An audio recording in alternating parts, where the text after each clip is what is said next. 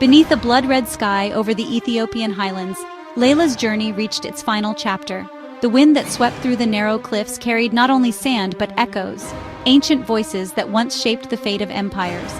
After recovering 4 of the 7 eyes of Ma'at, each hidden in trials that tested spirit more than strength, Layla stood on the threshold of destiny.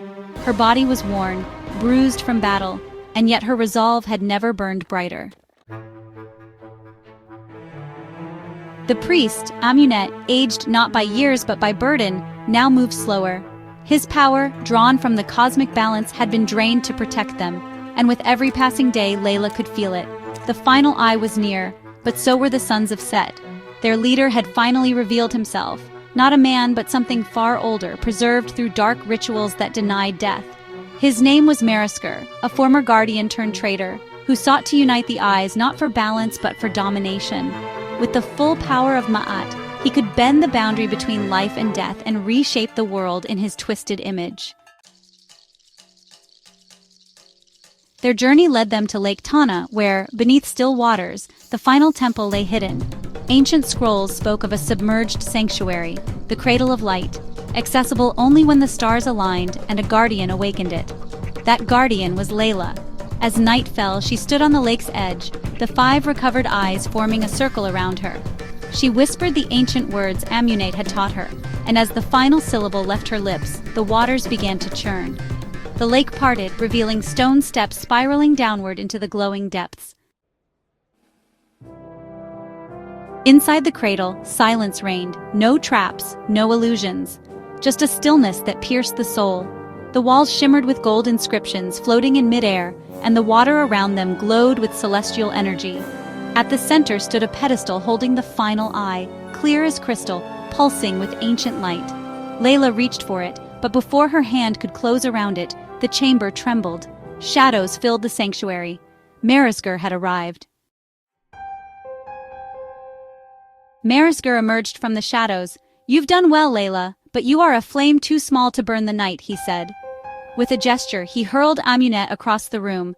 Layla stood her ground, heart pounding, the eyes around her rising and orbiting like planets. They responded not to fear, but to purpose. The final battle had begun. Marisker summoned spirits of the fallen, warriors bound to his will, while Layla activated the eyes.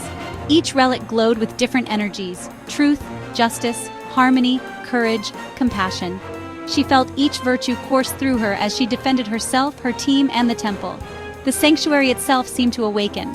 Statues moved, casting protective spells. The water danced in arcs to block incoming attacks. But Marisker's power was ancient and fueled by rage. One by one, Layla's allies fell, injured, scattered. Only Amunet remained standing by her side, though barely. In a moment of quiet amid the chaos, he placed his hand on her shoulder. "You are more than a vessel, Layla. You are the rebalance itself," he whispered. And with his final breath, he transferred what remained of his divine energy into her. Layla's body ignited, not with fire, but with pure white light.